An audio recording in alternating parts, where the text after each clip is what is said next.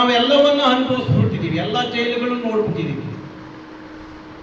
ನಾನು ಎಸ್.ಎಂ. ಕೃಷ್ಣ ಅವರು ಮುಖ್ಯಮಂತ್ರಿ ಆಗಿದ್ದಾಗ 2003ರಲ್ಲಿ ಕೃಷ್ಣ ಅವರಿಗೆ ಒಂದು ಮಾತು ಹೇಳ್ತಾ ಇದ್ದೆ, ನಮ್ಮನ್ನ ಬೆಂಗಳೂರು ಜೈಲು, ಬೆಳಗಾಂ ಜೈಲು, ಬಳ್ಳಾರಿ ಜೈಲು ಎಲ್ಲ ಜೈಲು ತೋರಿಸ್ಬಿಟ್ಟಿದ್ದೀರಾ ಕೃಷ್ಣ ಅವರೇ, ಒಮ್ಮೆ ನನಗೆ ಅಂಡಮಾನ್ ಜೈಲು ನೋಡ್ಬೇಕು ಅನ್ನೋ ಆಸೆ ಇದೆ, ಅಲ್ಲಿಗೂ ಕಳಿಸಿ ಅಂತ ಕೇಳ್ತಾ ಇದ್ದೇನೆ.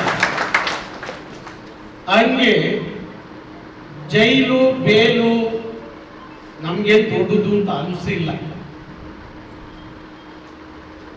ನನಗೆ ಇಬ್ರು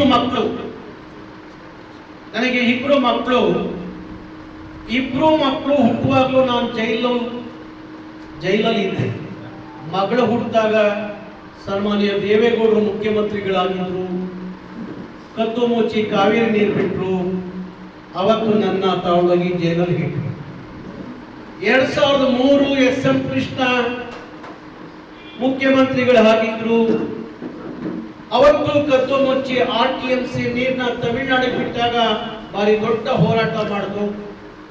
ಆಗ ಸನ್ಮಾನ್ಯ ಎಸ್.ಎಂ. ಕೃಷ್ಣ ಅವರು ನನ್ನ ಒಬ್ಬನ ತಗೊಂಡೋಗಿ 30 ದಿವಸ ಪರಪ್ ಅಗ್ರಹಾರ ಜೈಲಲ್ಲಿ ಇಟ್ಟರು. ನನ್ನ ಮನೆಯಲ್ಲಿ ನನ್ನ ಮಗ ಹುಟ್ಟ. ಹಾಗಾಗಿ ಇಬ್ರು ಮಕ್ಕಳು ಹುಟ್ಟುವಾಗಲೂ ಸಹ ನಾನು ಜೈಲಲ್ಲೇ ಇದ್ದೆ.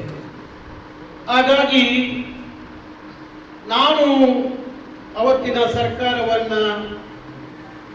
ನನ್ನ ಜೈಲಿಗೆ ಕಳಿಸಿದಂಥ ಎಲ್ಲ ಹಿರಿಯ ಮಾನೀಯರನ್ನ ಈ ಟೈಮಲ್ಲಿ ನಾನು ಏನು ಮಾಡ್ತೀನಪ್ಪ ಅಂದರೆ ಅವ್ರನ್ನ ಅಭಿನಂದಿಸ್ತೀನಿ.